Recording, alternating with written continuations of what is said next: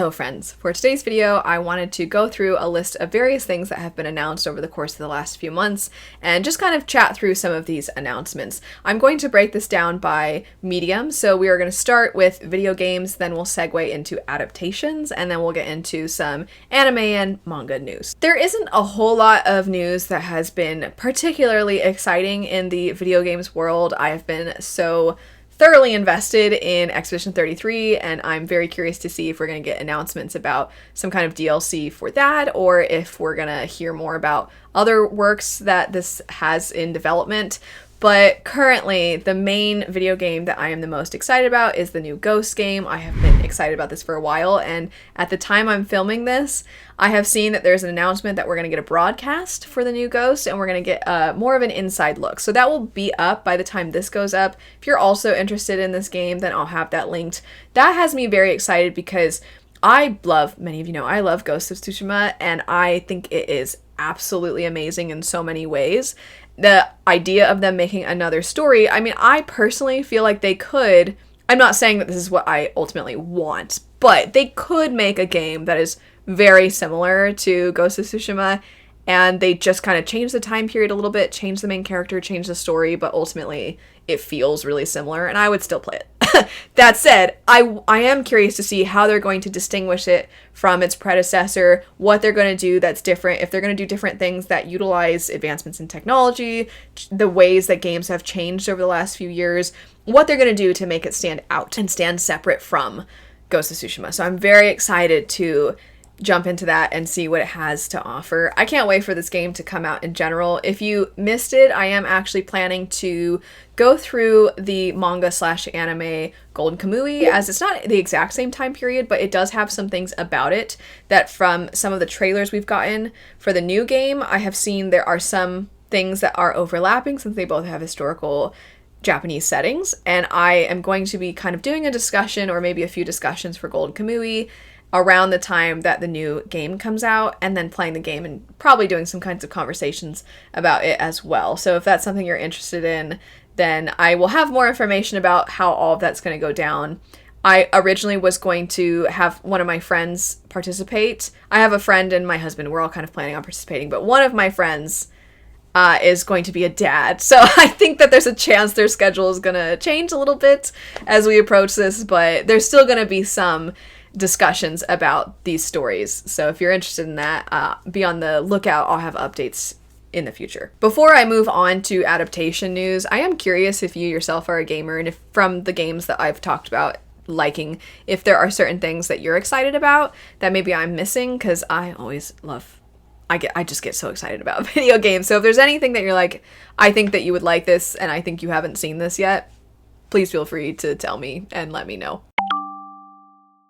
Now into adaptation news. I am sad to say that the two main things that have been announced, it's not even just that I don't really care, it's that I actively feel the lack of excitement for these is the nice way to word it. So the first one would be, speaking of video games, the Elden Ring movie that has been announced. I recognize that it is a very well-respected director. I know a lot of people really like A24. I feel sometimes two things about adaptations relating to, one, video games, and two, fantasy. I don't think that fantasy, especially epic fantasy, that there is always an appreciation for just how much goes into the crafting of lore and worlds and characters within those worlds, and the stakes and the reflections of our own societies within those, and the ways that you make something compelling out of all of that. Sometimes I feel like we don't really appreciate that. When I say we, I mean, I guess Hollywood. I don't really know the specific they that I'm referring to, but the people who are in charge of, maybe I'm thinking studios, I don't always feel like they have the most, I don't always think they value fantasy and what it has to offer and why it can be so incredible. And I'm not trying to be a snob or gatekeep fantasy or anything like that, but I think sometimes it's more of like, for the longest time, we're looking for the next Game of Thrones. Everybody's trying to find their next Game of Thrones. So you saw like Wheel of Time and the new Lord of the Rings on Amazon, and then you've seen various other streaming services trying to find their thing. And sometimes at this point, production companies are trying to find their thing. They're trying to put they're all trying to find their version of the next fantasy thing. And sometimes I think it's just a matter of that and trying to establish and get their foot on the ground in the fantasy realm and space. Other times, I think part of the aspect of all this is fantasy is just decoration to them. It's just like a pretty setting. It's just special effects and background. And it's like, it's so much more than that. So when I heard about an Elden Ring adaptation, it's not even just that like, oh, there's no way it's going to be true to the game, because of course it's not.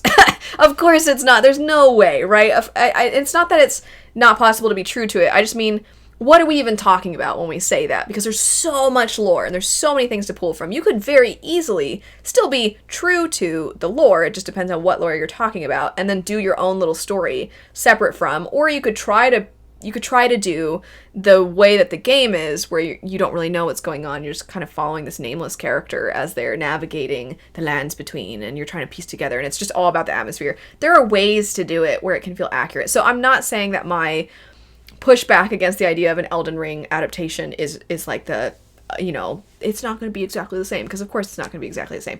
It's that I don't, when I heard an adaptation, I was like, okay. And then when I saw a movie, I thought, no. I hate the idea that they're going to do something in the time of a movie and expect it to be, for me, I'm not going to be satisfied. I really don't think I'm going to be satisfied. I will happily say I'm wrong if and when I see it. I will see it. I just don't know when that's going to be, because it's probably not going to come out for years. But whenever it does happen, and I inevitably probably watch it, I will go in with an open mind. I will kind of leave some of these reservations behind. I'll leave them at the door. I'll watch. I'll try to give it a fair shake. And then I will happily say, never mind, I was wrong. That was amazing. And I feel like they really captured the atmosphere of Elden Ring. I'll be happy to say I'm wrong.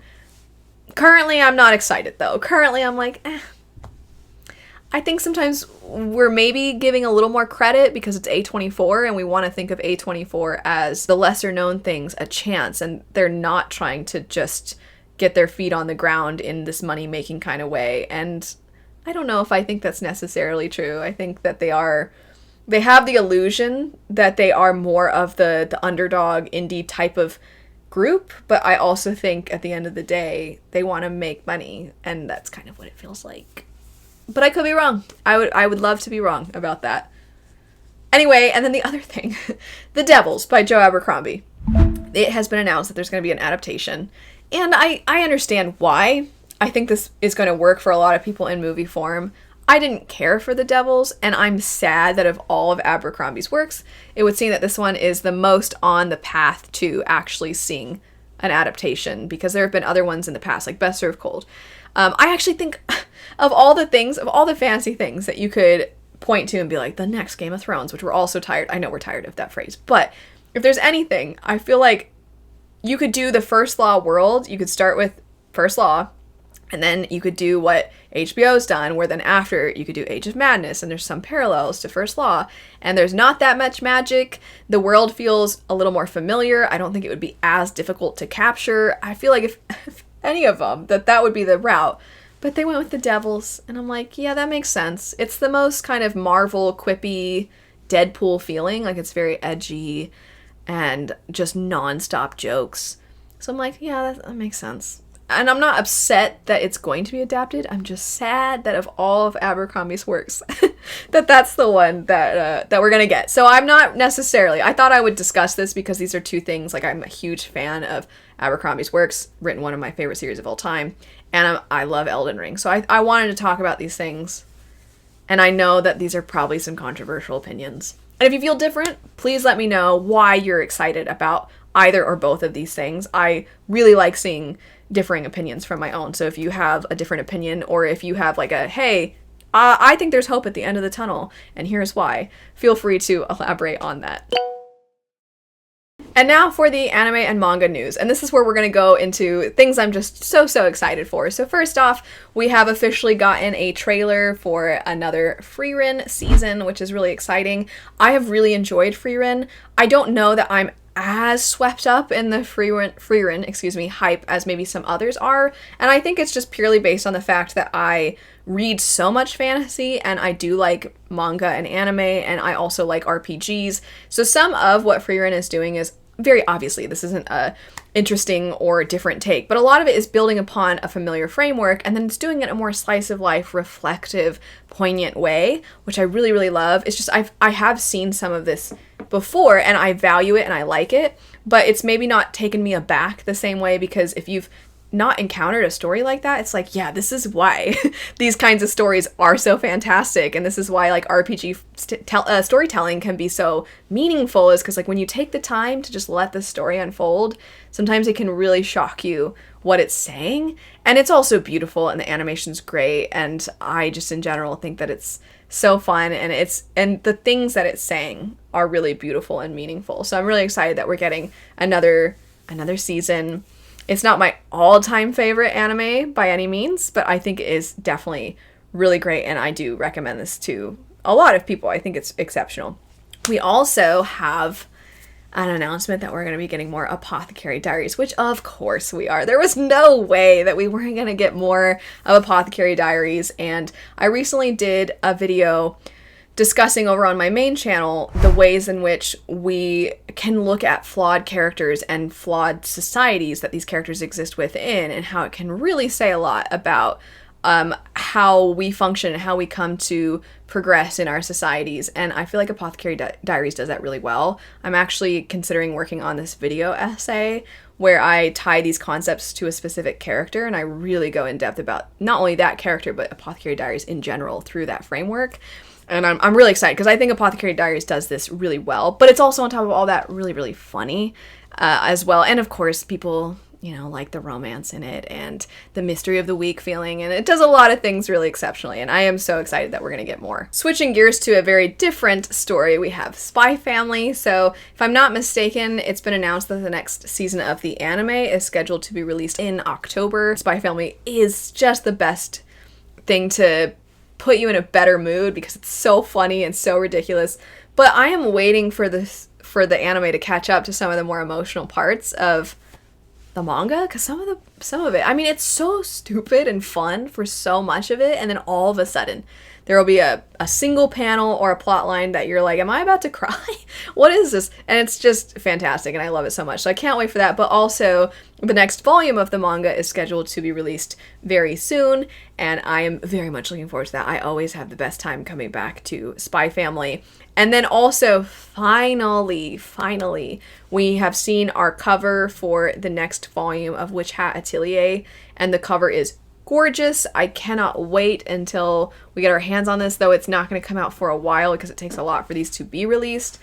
At the time I'm recording this, we still haven't gotten a release date for the anime adaptation of Witch Hat Atelier, and I'm really hopeful we get that soon. I'm so scared because I've heard rumors that it's going to get pushed back to 2026, and I really don't want it to, because I think it's going to be amazing. It's going to look stunning, of course, because it's one of the most gorgeous manga, and I feel like they're trying to do it justice in the anime as well. The music, I can hear the music from the trailer already, and kind of tying this all full circle, the composer is attached to the Elden Ring video game, so I'm like, of course the music's going to be great.